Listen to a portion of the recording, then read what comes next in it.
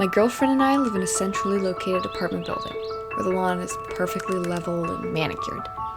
Birds are a rarity, but in summer, we sometimes catch sight of the red-winged starlings that reside on our roof. In our boundless creativity, we've named this creature Bird Friend. We're not even sure if we're seeing the same bird each time, but the sentiment holds true. In a world racked by delivery trucks and foot traffic, this is our friend.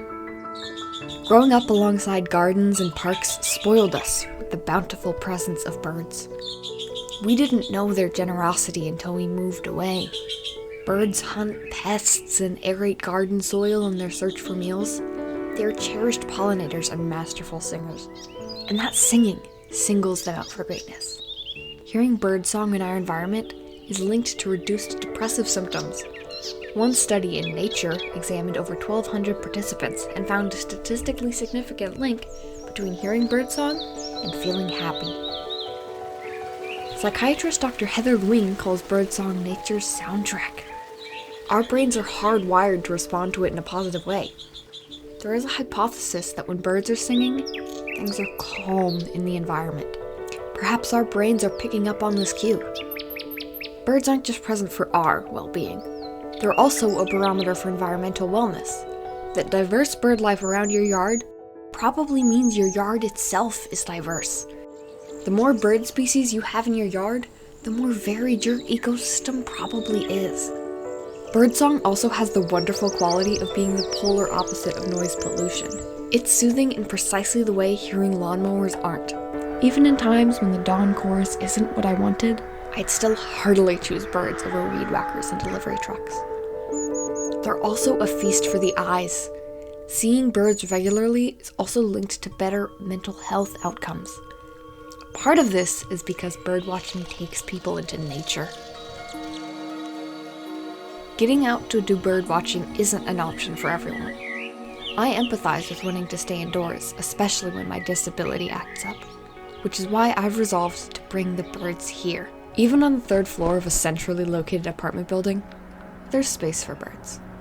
Dr. Luing calls birds some of the most resilient creatures, and are constantly adapting to a wide range of environments and challenges. And I think there's a hidden call there to make their lives easier.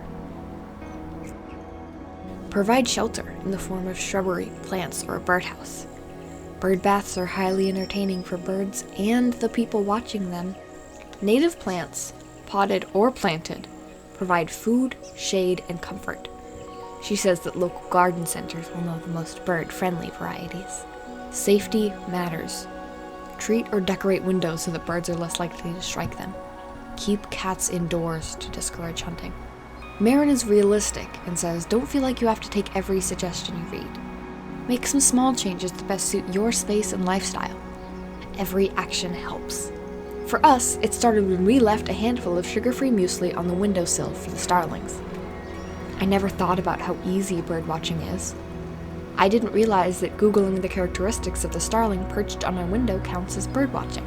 But the satisfaction in correctly identifying it and filing the info away was palpably real. The talkative rooftop starling of ours is a male. The name Bird Friend has stuck, but my girlfriend and I also refer to every bird we see as Bird Friend. This naming scheme has some obvious practical shortcomings, but accurately reflects our opinions of the birds around us. It's a friendship that will hopefully only grow.